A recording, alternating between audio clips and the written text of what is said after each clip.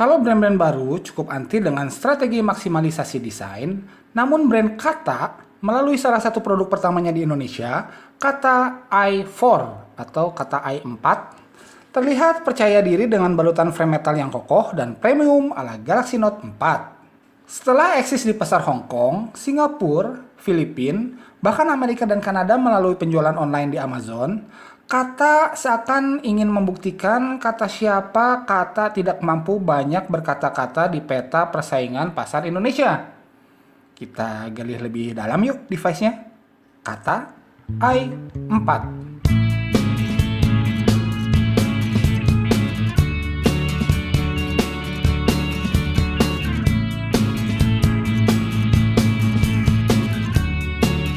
Oke, jadi di sisi desain, frame metal pengapit bodi Kata i4 ini mirip dengan frame metal di Galaxy Note 4. Hanya aja Note 4 frame metalnya dicat lagi sesuai dengan warna bodi keseluruhan.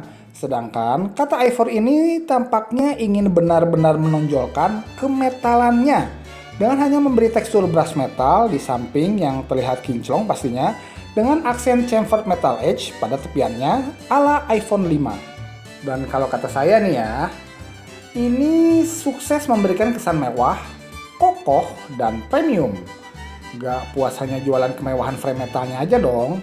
Ketipisan bodi Kata i4 ini pun sukses terjaga di bilangan 6,5 mm aja, yang mampu menyuntikkan kesan elegan, langsing, dan cantik pada tampilannya. Tombol-tombol metalnya juga sangat nyaman ketika ditekan dengan feedback clicky yang khas dari sebuah tombol metal yang solid. Bobotnya terasa cukup berat, namun terasa mantap di genggaman. Cangkang belakangnya yang terbangun dari material polikarbonat berkualitas tinggi dengan tekstur matenya mengingatkan saya pada back cover Asus Perphone S yang punya feel seperti karet lembut untuk meningkatkan grip di telapak tangan kita. Walau sayangnya masih menjadi magnet bagi minyak dan sidik jari ya. Jadi memang tak terbantahkan, sektor desain benar-benar mendapatkan perhatian khusus pada Kata i4 ini. Dengan desain yang memiliki aura kemewahan yang kental, build quality yang solid dengan presisi pabrikan yang rapih.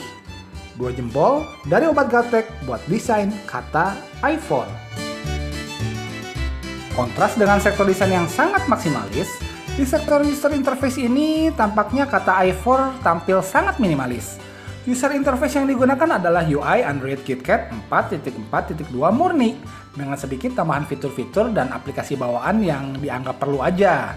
Di antaranya aplikasi bawaan seperti Kata Cloud yang ngasih layanan penyimpanan cloud gratis sebesar 10 GB, juga aplikasi Wipeout yang fungsinya untuk mengoptimalkan RAM juga sudah ada di sini.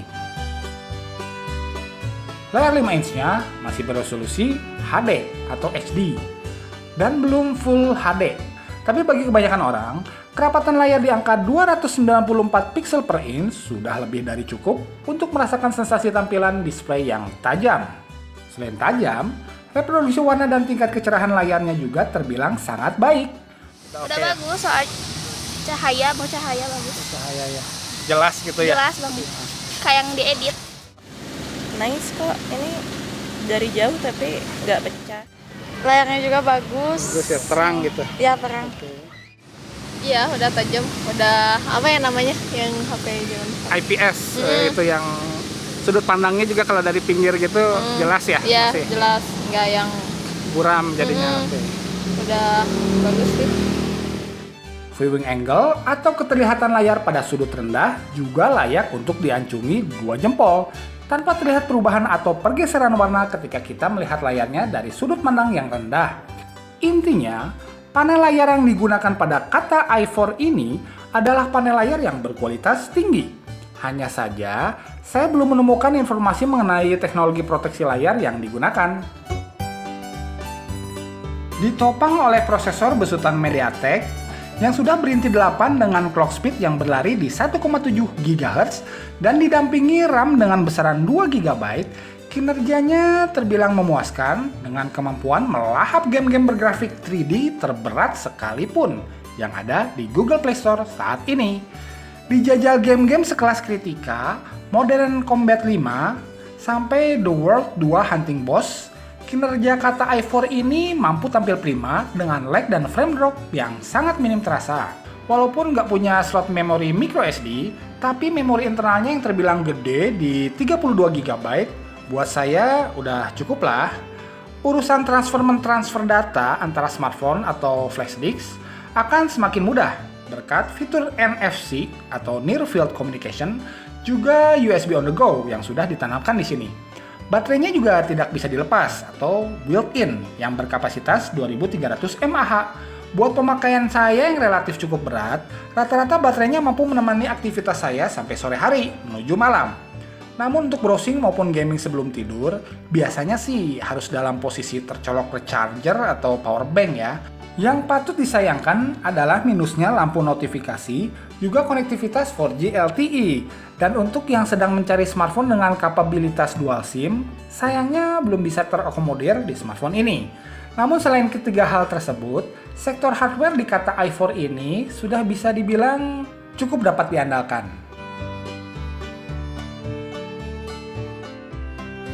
Boleh, mangga.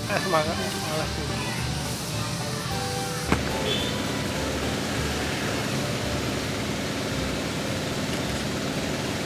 Wah, kita cobain apakah bagus nggak kameranya, kemana aja sih.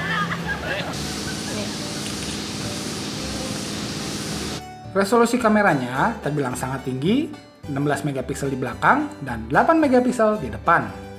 Keren kan? Tapi walaupun sama-sama beresolusi 16 megapiksel, jangan anggap kualitasnya sama dengan hasil tangkapan kamera Galaxy Note 4 ya. Karena kualitas modul plus sensornya jelas berbeda. Sehingga ketajaman gambar yang dihasilkan kamera kata i4 ini masih tertinggal lah pastinya. Walau demikian, kameranya terbilang dapat diandalkan dalam berbagai kondisi. Iya, bagus.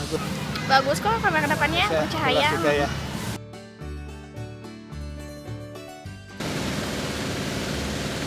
Bagus sih. Jernih kok gambarnya. Lumayan Mbak ya kalau. Ya, lumayan. Bagus kok Mas. Ya. Kameranya bagus. Lihat hasilnya.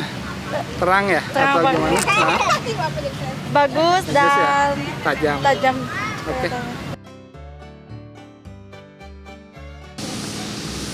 Lumayan ya, tajam, bagus. Iya, Udah ya. kayak Karena 16 megapiksel ini sensitivitas sensor terhadap cahaya juga cukup baik. Hal ini terlihat di saat memotret di dalam ruangan dengan pencahayaan hanya dari sebuah lampu hemat energi.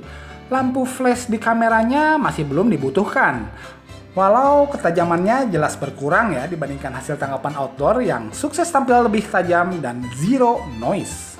Nah, untuk pencinta selfie juga dimanjakan dengan kualitas kamera depan 8 megapikselnya yang kembali mampu tampil apik buat ukuran sebuah kamera depan smartphone. Fitur-fitur kameranya juga terbilang lengkap. Pilihan scene dan efek yang lengkap sudah tersedia di sini. Kualitas keluaran suara earphone bawaannya terbilang biasa aja. Namun bila kita menggantinya dengan earphone yang berkualitas, musikalitas kata i4 ini akan jauh membaik. Berbeda dengan kualitas keluaran suara speaker built-in-nya yang terbilang memuaskan, dinamika reproduksi suaranya cukup terjaga dan tidak terdengar flat atau kering.